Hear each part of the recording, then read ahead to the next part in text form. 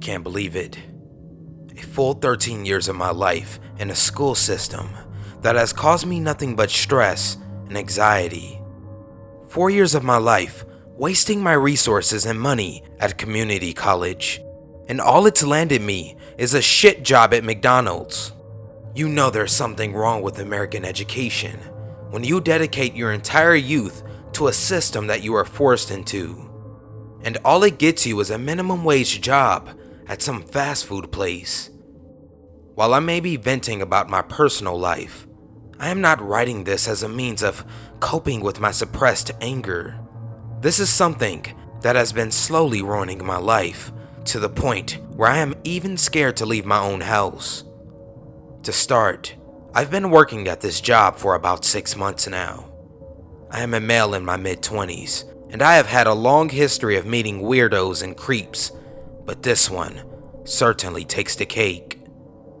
Ever since I started working here, there was this guy. We'll call him Joe. He was a middle-aged man that had glasses and a comb-over with blindingly white skin. I would rarely see him talking. In fact, I don't think I had ever seen him converse with any of the work staff on a conversational level when I started working there. Now I know what you're thinking. Maybe this guy's an introvert, or maybe he has some social disorders and he just prefers to stay quiet. But let me tell you, actions speak louder than words, my friends. And what this guy has done to me, to my colleagues, will haunt us for the rest of our lives. The only time I saw him express some real emotion was when he left his phone on the counter. I picked it up just to see what sort of background this guy had, seeing as he was so strange. He immediately came back and snatched it out of my hands. "Do not ever touch my phone!" he screamed at me. That was the very first time I had ever heard him yell in all the time I had been working there. One day, Joe came into work with an entirely different persona. He had been proposing we start doing all these new things with McDonald's. All of them were either disturbing, creepy, or just flat out disgusting. One of his proposals was that he start dressing up like Ronald McDonald and having tickle fights with the kids. I don't know if I stated this already, but this guy is in his fucking 40s and he's acting like it's completely normal. I passed it off as I thought he was just trying to make me laugh with some sort of awkward humor that only someone like him could muster. One of my other coworkers, Myuu, had told me that he said that he thought it would be funny if he started hiding in people's cars and surprising them with free Happy Meals. He said that it would bring people back to McDonald's more often. In the coming weeks, he would start asking us about more personal questions, like what do we think the age of consent should be, and what we think happens after we die. He told us that he believed that there are slaves in the afterlife, and that people like Hitler will have the most slaves because he killed the most people. This guy was just getting creepier by the day. Last week, we had found a hidden camera in the woman's restroom ventilation. We checked to see who put it in there, but we couldn't make out a face, and it definitely had to be one of the staff members because all we could see was a uniform. My manager immediately started accusing people of it, mainly the guys, which was me, these two other guys, and Joe. Joe remained silent like he always did and just awkwardly looked around, so my manager assumed it couldn't have been him. Finally, one day, Joe had said he was going outside to smoke, and he had left his phone in the back of the McDonald's. Maya and I had been trying to guess the password, and miraculously, we opened it by it being 4321. This guy was not very clever. As we scrolled through his camera roll, we had discovered a couple of pictures of kids on his phone. Maya had told me that she didn't know Joe had kids, but as we continuously scrolled through his camera roll, we saw that there were provocative pictures of kids of all ages taken inside the McDonald's. We immediately showed our manager, and we waited for him to come back inside. When he came back, my manager tore him a new one and said that she would be contacting the police. He immediately glared at Maya and I, and he muttered softly, You went through my phone? After that, he started walking towards us, and we immediately got the fuck out of there and waited for the police. They arrested him, and we haven't seen him since. Now, this is where it's been getting fucking strange. A month had gone by, and Maya and I had been getting close. We started going out, and in some strange way, the incident had made us bond more and had led us to start seeing each other. Life seems to work in very odd ways. One night, we went out and we went to the movies for a date. It wasn't until midway through the movie that someone with a comb-over haircut and glasses got up from his seat and exited the theater. Maya had looked at me and asked if I had seen that guy. I nodded my head, and we both just spent the rest of the movie wondering if it had been Joe. As we were going back to my car, I looked inside my window to find that there was a Happy Meal just lying in my car seat. Now, the last thing I would ever bring on a date is a Happy Meal, and it had not been there before. But what freaked me out was whoever put it there must have gotten it no more than half an hour prior, because it was too hot for it to be just sitting there for a substantial amount of time. We looked through it, and it was a standard Happy Meal, and nothing was out of the ordinary. I realized that if that was indeed Joe we saw in the theater, that would mean he must have been watching us and even knew which car was mine and had put it there. I immediately threw it out, and we left to go back home. It was one Sunday afternoon when Maya texted me a very odd message that broke my heart. I'm sorry to tell you this, but we need to break up.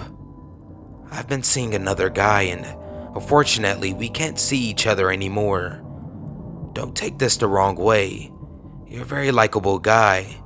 I'm asking you, please don't hate me for this. I hope in the end, we can still be friends. I completely lost my shit. What the fuck? What did I even do for this to happen to me? I called her, and she didn't pick up. I Snapchatted her, and she never opened it. I called her damn house phone, and she didn't respond. This had to be a joke, or a prank or something. Then I realized that every letter in that text that was capitalized spelt something. H, have, E, each, L, likable, P, please, M, me, E, and help me. I immediately took my car and drove over to her house as fast as I could. I rang her doorbell multiple times and no one answered. Her car was gone, and I went through her back door and no one was in the house. I called the police and there was a full investigation. She was gone. I couldn't believe it. I had told the police everything that had happened and they're still looking for her. I have been crying every night since then. This was all my fault. Joe had taken her, all because I thought it would be funny to go through his phone. The only good thing that happened to me in the last 10 years of my life was gone. It's been a month, and I still haven't recovered. Maya has still not been found, and I have become a raging alcoholic because of it. It wasn't until yesterday morning that I was taking the order through the drive-thru speakers that someone on the other end just didn't talk. Hello? I had asked. Then the person on the other end started screaming. It wasn't until I kept listening that I realized it was Maya's voice. She was crying in agony. Please don't kill me, please! Then the screaming got more intense. I nearly vomited. Finally, the screaming stopped, and I realized It had to have been a video that the person was putting against a microphone. The final words the man spoke into the mic was, "I told you not to go through my phone."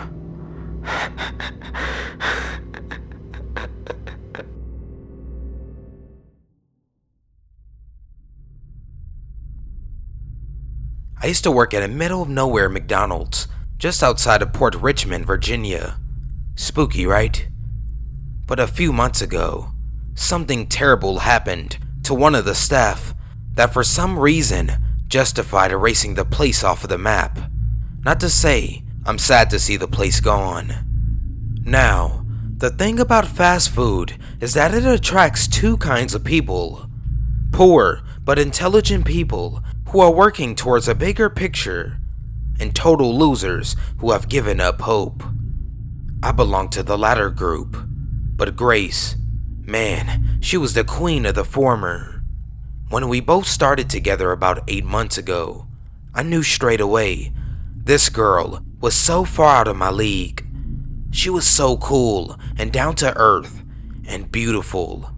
She had this way of just accepting people and finding a way to admire them, no matter the person. It didn't matter that she was beautiful, educated, and better than me in every way. When you're the standard suburban moms set their kids not to be, you don't come across that kind of acceptance every day, you know? After months of working together, yeah, we got close. Not what you're thinking. So, it must have been mid-June or something, and we'd both been working the drive-thru together for a couple of weeks. When you spend a large portion of your life serving even larger assholes from a tiny window, you get real familiar with the view. From my box, you could see the grass hill that separated the drive-thru from the road. I spent so much time staring out of that window, I even started to recognize the cars that drove by. But after my first few weeks, there was one in particular I started to look out for. I thought it must have been the ex-con jitters, or growing up where I did, but I started to get a real bad feeling about this car as the days went by. It was an old Ford truck, one of the '87 F-150 models. Once upon a time it would have been a real beauty, all bright reds with a white stripe down the middle. Now, the red body of the truck was rusted beyond recognition, and the white stripe was a sickly yellow, like rotting teeth. The windows of the truck were the only things that survived the past 20 years unscathed, as they clearly weren't standard. The whole truck was so heavily tinted, I couldn't understand how the thing was still on the road. The cops are real eager around here, or maybe that's just my experience. Anyway, the first time I see the truck, it's just parked in the lot across the road. Nothing unusual about that, other than a pedophile look. It was just a car in the lot. Probably.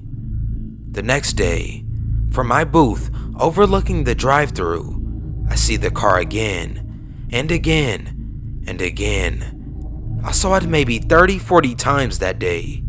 I think it was just driving in circles for some reason. Suffice to say, at this point, I'm starting to get real suspicious of this truck.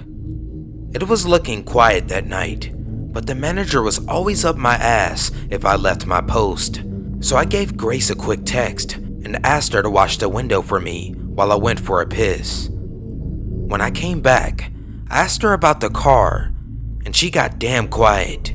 Said that a couple of minutes after I left, she saw the car come down the road and hit the brakes for apparently no reason. She said it stayed there, just doing nothing in an empty road, that it felt like whoever was in there was looking at her. I guess it freaked her out when I told her I'd seen it around as well, because she went back to work and then went home before her shift finished. It was the first time I'd seen her anything less than happy. The next day, Grace didn't show up, so I covered her drive-thru shift. There was a big queue that evening, so instead of looking out for the truck, I was real focused on working through the white trash piling up along the drive-thru. so focused that I didn't notice the truck when it came to the window. No one had taken any orders from the driver, so as far as I could see, it had just driven up out of nowhere. So the truck stops at my window, and when I finally notice it, I can't even fucking breathe. My eyes are locked on the tar black window, straining for a sight of the driver, but I can't see shit. I just get this feeling like I'm staring down a barrel of crude oil, and it's something staring right back at me. I don't know what else to do, so I'm just having a staring contest with the window. Then as suddenly as it appeared, the car races off, tires screeching as it plows over the grass across the wrong lane and races off into the night. I try to tell my manager, but of course, he just tells me to get a grip and deal with my shit. What an asshole. The next day, Grace came back to work, and she seemed to be back to her old self. I was still reeling from last night, and when I told her what happened, we were both pretty spooked. After a quick smoke, we both agreed that it was probably just some creep playing a joke on us, but we'd both keep an eye out just in case. I saw it only briefly that night. It was driving real slowly down the road beyond the hill. Its lights were off, so I could only see the truck by the lights of the cars behind. Behind it, the traffic was building up, and you could hear the horns blaring, followed by curses that were cut short as people got close enough to see the windows. Before long, the truck raced off again, apparently done for the evening. When time came for my regular nature break, Grace was happy to take my spot again. That was the last time I saw her.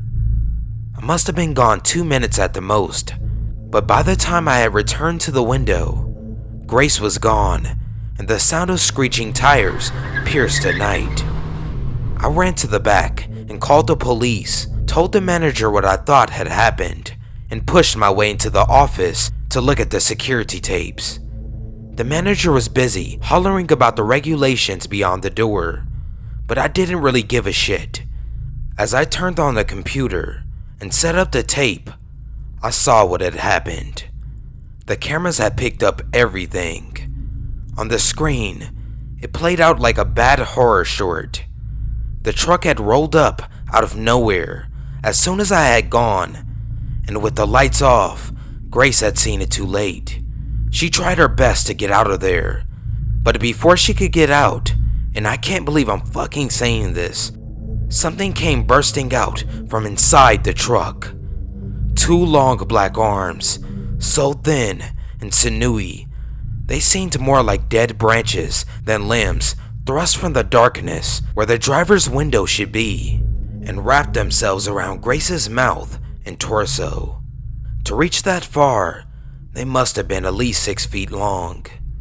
It was over in about 2 seconds. Grace was pulled head first from the drive-thru window into the fucking window that never opened, and that was that. The police closed the whole joint after they took my statement. All of us, management included, got let go of so fast they actually had to pay us unemployment. We've been looking for her ever since. It's been 6 months now, and it turns out Grace's family are incredibly awesome people. One of her uncles has even taken me on as an apprentice mechanic.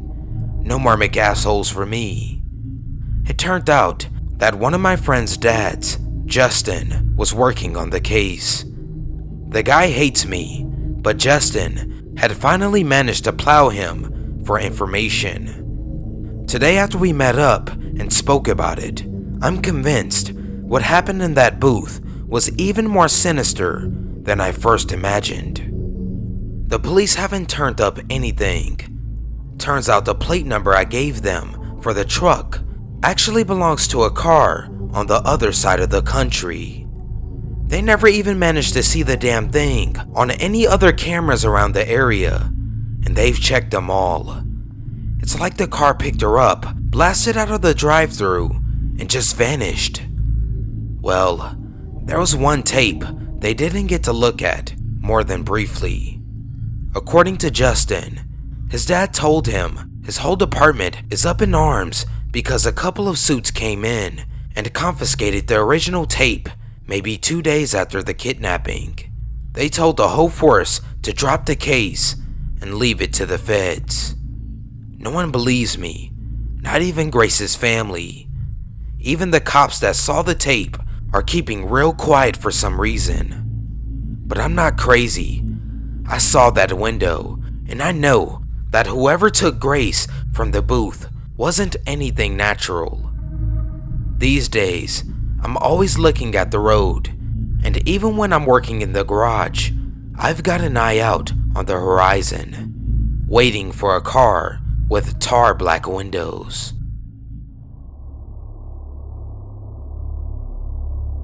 When I was growing up, my dad and I lived with my grandparents.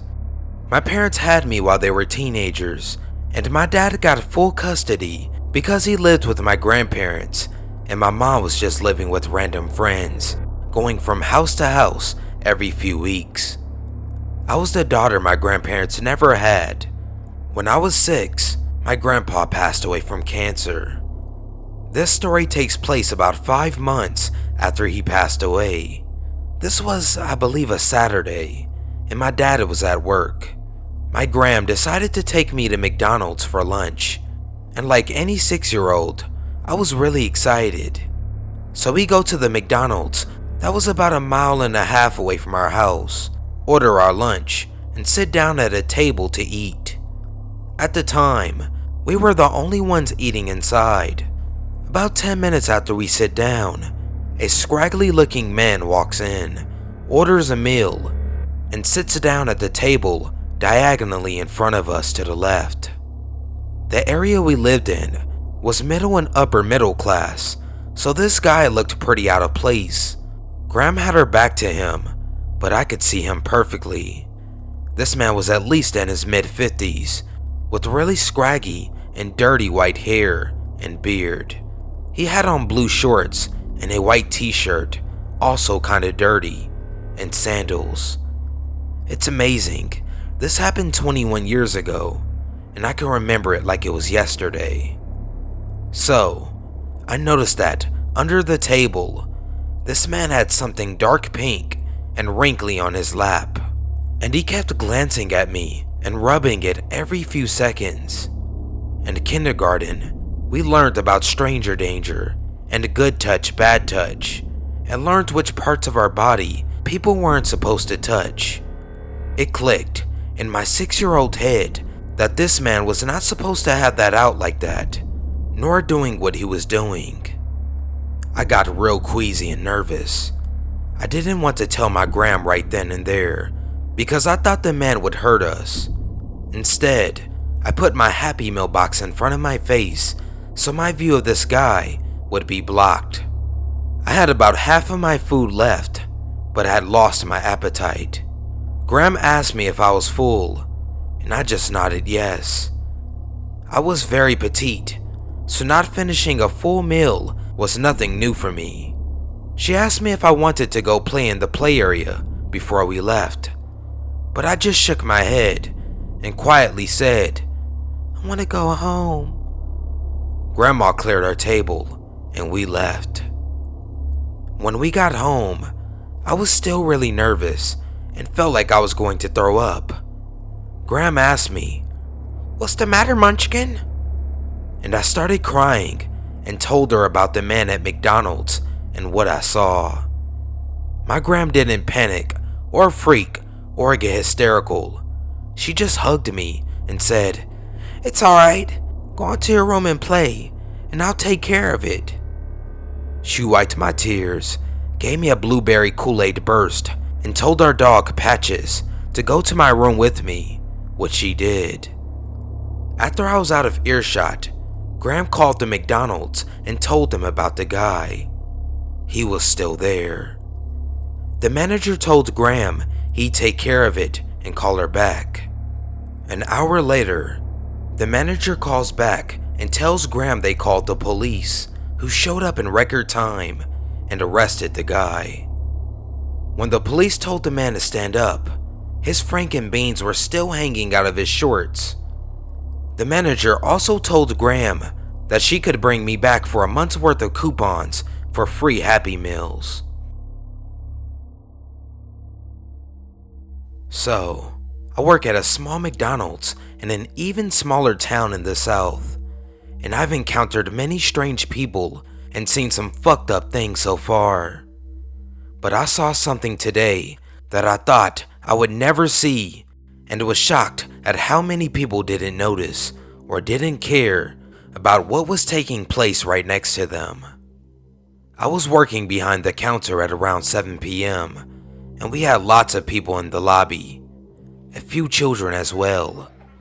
I like kids, so I usually watch them play around in the lobby because they're really cute, but I got distracted by a large amount of customers we had to serve and ignored them for about 15 minutes. I looked back when I heard a man ask in a small voice, almost whispering, "So how old are you?" I turn around to see this extremely tall guy with a shaved head and a red shirt talking to a little girl who looked about 5 or 6. He had a little boy around the same age on his shoulders who was giggling. They were beautiful children with blonde hair and blue eyes. I saw that they were happy and the guy seemed friendly, but something in my head was extremely worried. I had a huge suspicion upon seeing this that these kids were not his. What grown man would ask a little girl how old she is? And if he knew who they were, wouldn't he already know? Why would he care? But after this, he said something that made my heart sink. "You should come with me now. I have a little brother who's 6'2". Let's go play with him." He then began to walk to the exit with the boy on his shoulders and the girl tagging along, and I immediately shot for the door to stop him. Just as a lady with blonde hair came out of the bathroom shouting, "Hey, where are you guys going? Get over here!" The tall guy froze with eyes as big as saucers. He was fucking petrified. The lady then scooped up the little girl in her arm and reached for the boy as the tall guy lets him down, stammering, "Oh, I was just playing with their kids. They're really nice kids. I just really like kids." All at once, with a nervous smile. The blonde lady then fakes a smile back, but still had eyes that clearly said, "Stay the fuck away from my children, you fucking creep." But her mouth ended up saying, "Oh, well, I'm glad you had a nice time, but we need to order now," and led her kids to the back of the restaurant. The tall guy then hurried out of the front exit, and the lady clutched her kids close to her the entire time she was there, even in their booth. If I ever saw that guy at work again, I will immediately call the cops on him. Who knows what would have happened to those kids if I wasn't looking, or if their mother hadn't came out of the bathroom at that very second. I think that it's awful that she left her kids unattended in a full restaurant lobby, but no one deserves to lose their children to a disgusting creep with a sick grin like that.